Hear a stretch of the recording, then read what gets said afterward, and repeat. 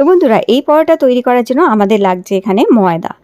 তো আমি এখানে 2 কাপ ময়দা নিয়ে নিলাম। আর এই 2 কাপ ময়দার মধ্যে আমি মিশিয়ে দিচ্ছি সামান্য একটুখানি নুন। তোমরা চাইলে মিষ্টি মিষ্টি করার জন্য অল্প একটু চিনি মেশাতে পারো এখানে। আর দিয়ে দিচ্ছি 1 টেবিল স্পুন সাদা তেল। তো এই নুন আর সাদা তেলটা খুব ভালো করে আমাদের মিশিয়ে নিতে হবে। তো 2 কাপে আমি 1 টেবিল স্পুন সাদা তেলটা দিয়েছি। ময়ামটা একটু ভালো করে দেবে, তাহলে পরোটাগুলো খুব নরম হবে, সফট হবে, খেতে ভালো হবে। এবং হাত দিয়ে ময়ামটাকে খুব ভালো করে মেখে নিতে হবে। এবার হালকা উষ্ণ গরম জল, এটা হালকা উষ্ণ গরম জল নিয়েছি, সেটা দিয়ে অল্প অল্প করে এই ময়দাটাকে মেখে নিতে হবে। আর আমি এখানে সাদা সানফ্লাওয়ার অয়েল দিয়েছি ময়াম দেওয়ার জন্য। তোমরা চাইলে সাদা তেলের বদলে এখানে ঘিয়ের ব্যবহারও করতে পারো, ঘি দিয়েও ময়ামটা দিতে পারো। এবার ভালো করে অল্প অল্প করে ওই উষ্ণ গরম জল দিয়ে ময়দাটা ভালো করে মেখে নিতে হবে। তারপরে অল্প অল্প করে জল দিয়ে ময়দাটা একটু ভালো করে এইভাবে হাত দিয়ে একটু বড় ছড়ানো জায়গা নেবে, যাতে ময়দাটা ভালো করে মাখা যায়। তো বেশ কিছুক্ষণ, অন্তত 5 মিনিট ময়দাটাকে খুব ভালো করে নিডিং করতে হবে। যত বেশি ভালো নিড করবে ময়দা, তত বেশি ভালো পরোটা সফট হবে, নরম হবে, আর খেতেও খুব ভালো হবে। তো এইভাবে পরোটা ময়দাটাকে দেখো আমি খুব ভালো করে আরও প্রায় 2-3 মিনিট ভালো করে অল্প জলে ছিটে দিয়ে দিয়ে মেখে নিয়েছি। এবার এটাকে ঢাকা দিয়ে আমরা সাইডে রেখে দেবো 5 মিনিট রেস্ট করার জন্য। 5 মিনিটে চলো পরোটার সাথে খাবার জন্য একটা হালকা তরকারি তৈরি করে নিই আলু দিয়ে। তো এখানে 3টে আলু একটু বড় সাইজের ডুমো ডুমো করে কেটে নিয়েছি।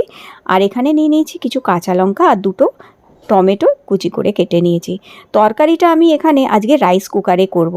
তো আগারো রিজেন্সি এই রাইস কুকারটায় শুধু রাইসই করা যায় না, এর মধ্যে অনেক কিছু করা যায়। এর সাথে একটা দেখো স্টিমার বাস্কেট দেয়, প্লাস 2টো স্প্যাচুলা পাচ্ছ, আর একটা সিরামিক বোল, যার মধ্যে আমরা কুকিং করতে পারি।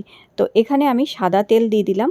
আর এর মধ্যে আলাদা আলাদা অটো কুক মোড আছে, যেমন সটে আছে, ওট মিল আছে, এছাড়া তোমার কিনোয়া আছে, ব্রাউন রাইস, হোয়াইট রাইস, আর স্টিম মোড, এরকম আলাদা আলাদা মোড আছে।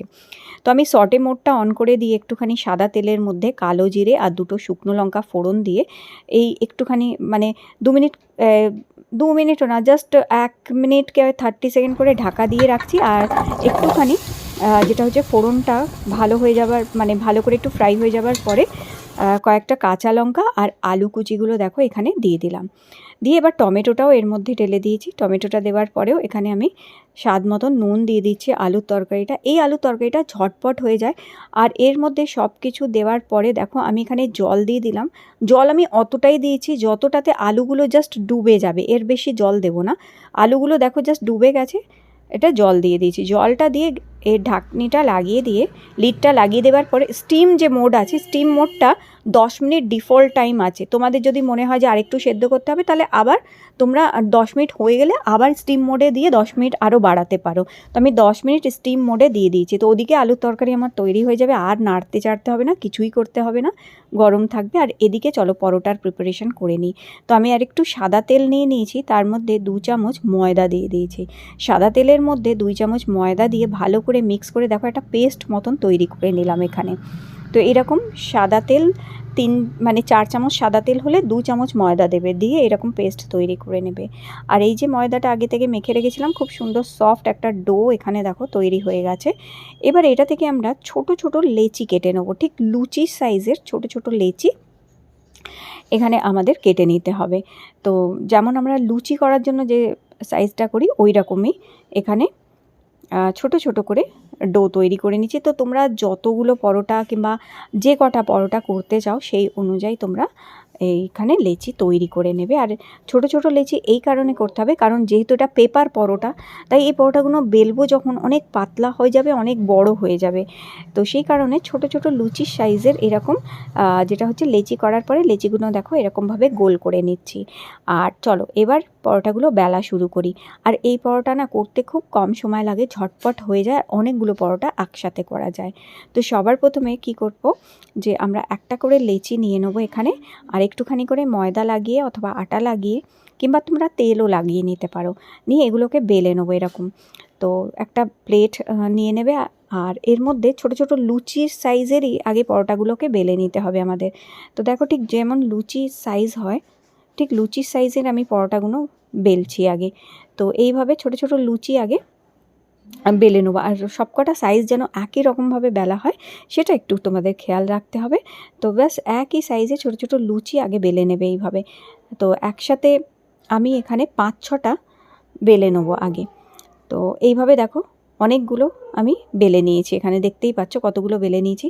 এইবার কি করতে হবে, একটা করে এরকম লুচিগুলো নেবে, তার উপরে এই যে এখানে তেল আর ময়দার যে পেস্টটা তৈরি করেছিলাম সেটা একটু করে বুলিয়ে নেবো, আর একটা করে লুচি উপরে রেখে দেবো এইভাবে। আবার একটু তেল আর ময়দার পেস্টটা লাগাবো, আবার একটা লুচি উপরে রেখে দেবো এইভাবে। তো এইভাবে তোমরা যতগুলো লেয়ার ইচ্ছা করতে পারো, যতগুলো ইচ্ছা, 5টা 6টা 7টা 8টা যতগুলো পারবে ততগুলো লুচি দিয়ে এইরকমভাবে তোমরা তৈরি করে নিতে পারো। তো আমি মোটামুটি এখানে 6টা লেয়ার দিয়েছি। তো এইরকমভাবে আমি 6খানা লেয়ার তৈরি করে নিলাম লুচিগুলো দিয়ে। 6টা লেয়ার হয়ে যাবার পরে দেখো হয়ে গেছে। এবার অল্প একটুখানি ময়দা ছড়িয়ে দিয়ে এবার এটাকে বিরাট বড় করে বেলে নিতে হবে। তো প্রায় চাকির সমান তোমরা এটাকে বেলে নিতে পারো।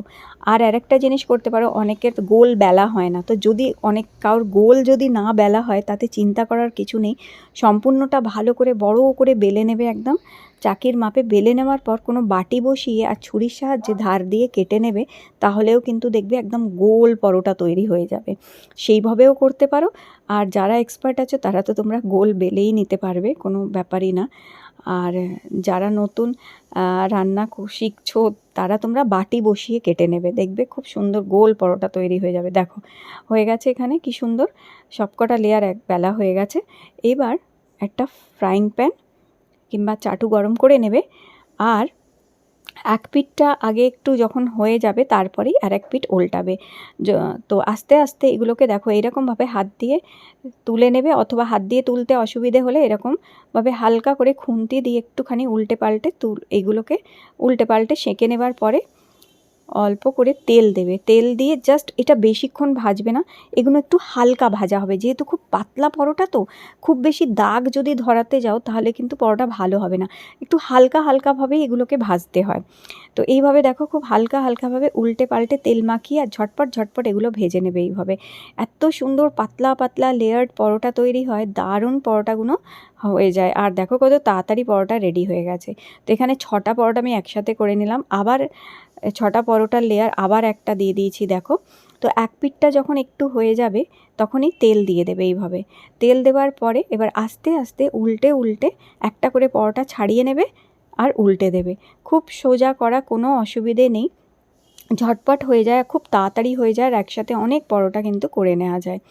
তো দেখো তেলটা মাখিয়ে নিলাম, তেলটা মাখিয়ে নিয়ে এক পিঠটা একটু সেঁকে নেবো, ব্যাস। এইবার দেখো উল্টে দিয়েছি। তো এরকম হালকা হালকা করেই ভাজবে, আর একটুখানি খুন্তি দিয়ে এইভাবে জাস্ট এগুলোকে তুলে নেবে। তো ওতে মানে খুব সহজেই এগুলো তোলা যায়, তোমাদের অসুবিধে হলে তোমরা 2টো খুন্তির সাহায্যেও এটা করতে পারো। তো এই দেখো দেখতেই পাচ্ছ লেয়ার উঠে আসছে, এগুলো জাস্ট একটুখানি হাত দিয়ে একটু ঠিক করে নেবে, তো দেখবে এই লেয়ারগুলো এইভাবে উঠে চলে আসবে। তো দেখো সব পরোটা অলমোস্ট রেডি হয়ে গেছে এখানে, আর বাস এইরকম হালকা হালকাই ভাজবে, কারণ এগুলো এইরকমই সুন্দর লাগে খেতে আর সুন্দর ভাজা হয়। আর চলো দেখো এদিকে তরকারিও রেডি হয়ে গেছে, দেখতেই পাচ্ছ। জাস্ট হাতা দিয়ে একটুখানি তরকারি আলুগুলোকে ম্যাশ করে নেবে, ব্যাস এখানে তরকারিও রেডি, আর আমার লেয়ার পরোটাও এখানে কিন্তু রেডি হয়ে গেছে, দেখতেই পাচ্ছ। একদম নরম সফট এই পরোটাগুলো খেতে কিন্তু দুর্দান্ত লাগে, আর এগুলো একদমই নরম আর সফট পেপার পরোটা। দেখো একদম কাগজের মতন পরোটাগুলো হয়েছে, দেখতেই পাচ্ছ। তো চলো গরম গরম তরকারির সাথে, একদম সিম্পল সাদা তরকারি, শুধু একটু কালার হয়েছে যেহেতু টমেটোটা দিয়েছি, কিন্তু খেতে খুব দুর্দান্ত হয়েছিল। আর এই পরোটার সাথে গরম গরম সকালের জলখাবার দুর্দান্ত লাগে, অবশ্যই ট্রাই করো। আর আজকের রেসিপিটি ভালো লেগে থাকলে লাইক দিও, চ্যানেলটি সাবস্ক্রাইব করে রেখো। আবার